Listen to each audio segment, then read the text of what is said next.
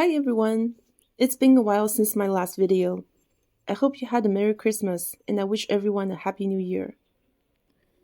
And oh my god, what a year 2025 has been so far. I'm editing this video on January 13th, 2025. Not even a full 2 weeks into 2025. I feel like we've already gone through a whole year's worth of disasters.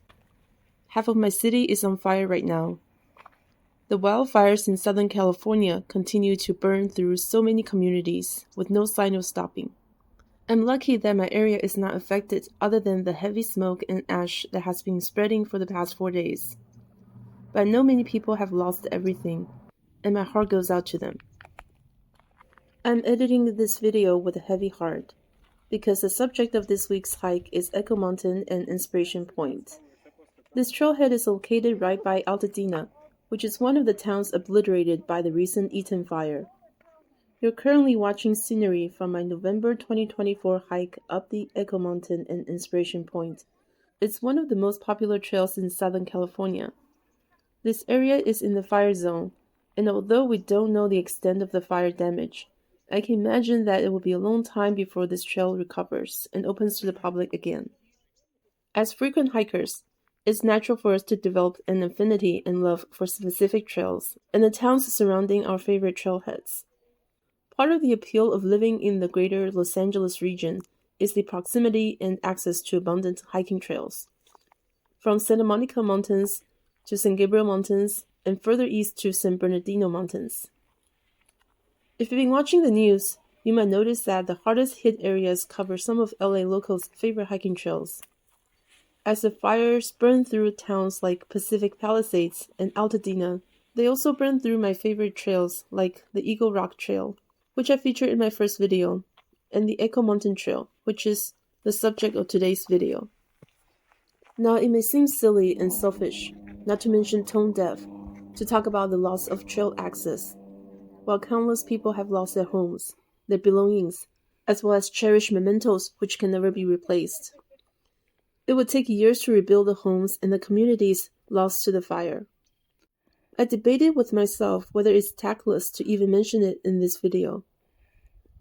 But is it really selfish to be sad about burned trails, loss of habitats for local wildlife, old trees, and the diminishing spaces where one could immerse in nature and escape the hustle and bustle of a big city like Los Angeles?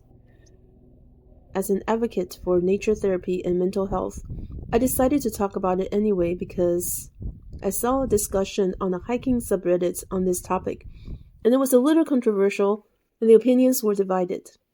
Now, I happen to side with a camp which feels like it's okay to express our feelings about such things. People experience loss differently, and it's okay to be sad about a loss that's not on the same scale as losing your homes and community. Obviously, we do have to be sensitive about the context of a conversation. So I'm not suggesting that it's okay to talk about feeling sad over losing your favorite trails to people who have lost their homes. But within the confines of a hiking community, I think it's okay to express our sadness, particularly because so many of us have come to see our time in the mountains as therapy, as a way to ground ourselves and reconnect with our true nature. So what do you think? Let me know in the comments. When I started this Couch to Peaks hiking transformation series, I had chosen 12 peaks to hike. Looking at my list now, half of those peaks are within the fire zone. They are likely going to be out of commission for months, maybe years. I had intended for these training hikes to be transformative for myself physically and mentally.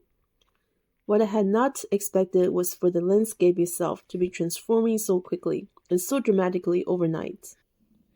It's times like these when I'm reminded of the fleeting nature of life. As much as we would like to control every aspect of our lives, in the end, we don't really have much control in the ebb and flow of life. We can only go with the flow, adapt, and improvise as best as we can. If you've been watching my videos, you know I like to start each video with a quote.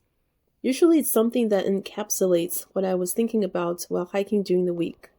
I can't really do that with this video because I hiked Echo Mountain a couple months ago, and I frankly don't remember what I was thinking about back then. It's probably not relevant anymore. I do remember, however, that there was a section on the trail towards Inspiration Point, so beautiful that I was compelled to stop and take in the views. You know, sometimes you're just so focused on putting one foot in front of another that you sometimes just don't notice the scenery around you. No matter how beautiful the scenery, it can become mundane after spending a few hours on the trail. Anyways, I came to a stop and noticed that I was surrounded by tall trees standing proudly and showing off the last of the autumn colors. The ground was covered in vibrant yellow and orange colored leaves. It had been a cold and brisk day, but the gentle sunlight weaved its way through the tall trees and meandering branches and onto where I was standing. It brought warmth to my body and my spirit. I felt joyful and content. I felt that I was exactly where I needed to be at that moment. So I will leave you with this gentle quote. A walk in nature walks the soul back home. I'm dedicating this video as a love letter to the wonderful community that was Altadena and the beautiful Echo Mountain Trail. The history of Echo Mountain itself is a story of development, its heyday as a mountain resort, the subsequent devastation by fire, and finally its rebirth as a hiking destination for residents and visitors alike. And just as it has happened many times in history, what was destroyed will be rebuilt once again.